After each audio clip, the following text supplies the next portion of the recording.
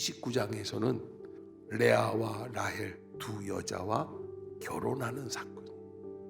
이 사건이 야곱의 일생에 큰 영향력을 끼치는 사건이 돼요.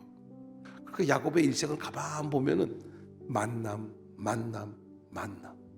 이 세 가지 큰 만남이 야곱의 일생을 바쳐나가는 큰 기둥들이 됩니다. 어제까지는 야곱이 뭐 했냐면 도망다니는 도망자의 삶을 살았어요.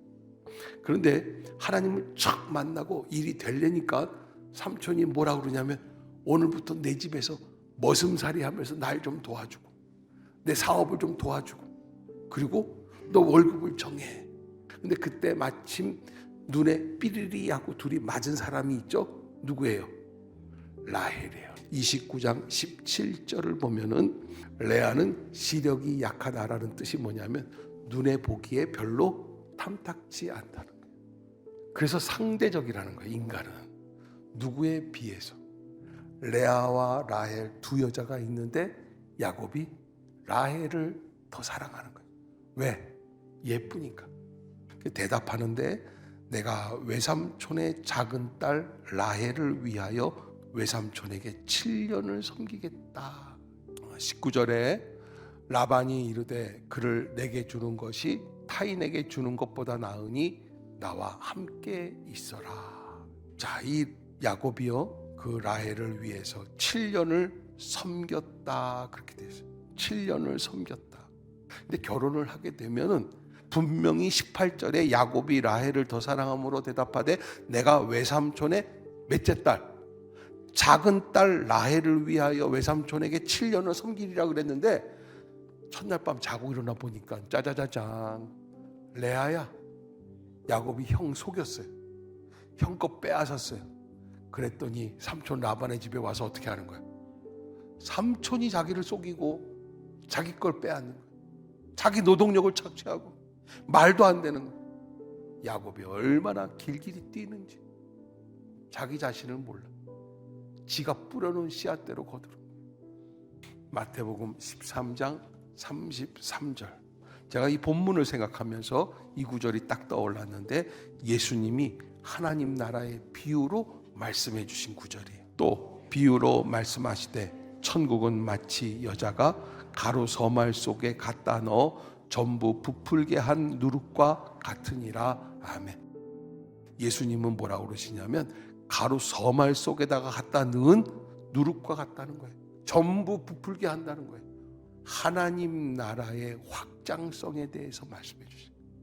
여러분 창세기 28장에서 야곱이 하나님과 만나서 하나님의 약속을 받고는 하나님의 사람이 되고 야곱의 10년 가운데는 뭐가 담겨 있어요? 하나님의 약속이 담겨 있는 사람이 되는 거예요. 하나님과 약속을 하게 되면 하나님의 약속이 내 안에 들어와서 내 안에 하나님의 나라가 들어오게 되는 거예요. 그래서 우리가 예배를 드릴 때 하나님을 만나고 하나님의 약속을 받으려고 하는 거예요. 우리 눈에는 안 보이지만 하나님께서는 야곱이 그저 라헬을 좋아해서 희죽희죽거리면서 침을 질질 흘리면서 라헬 쫓아다녀도요 그 안에서 무슨 역사가 일어나게 해요? 하나님 나라의 확장의 역사가 일어나게 돼요. 여러분 이렇게 해서 12아들을 낳는데 그 12아들은 나중에 어떤 일들이 벌어져요? 이스라엘 12지파가 돼요. 이스라엘 12지파는 다윗 왕국 시대에 연합국이 되어가지고 이스라엘이라는 나라의 이름을 세우게 되는 줄로 믿습니다. 여러분 하나님은요 그 계획이 다 있으신 거예요. 지금 눈에 안 보여요. 야곱은 지금 아무것도 안 보이고 라헬만 보여요.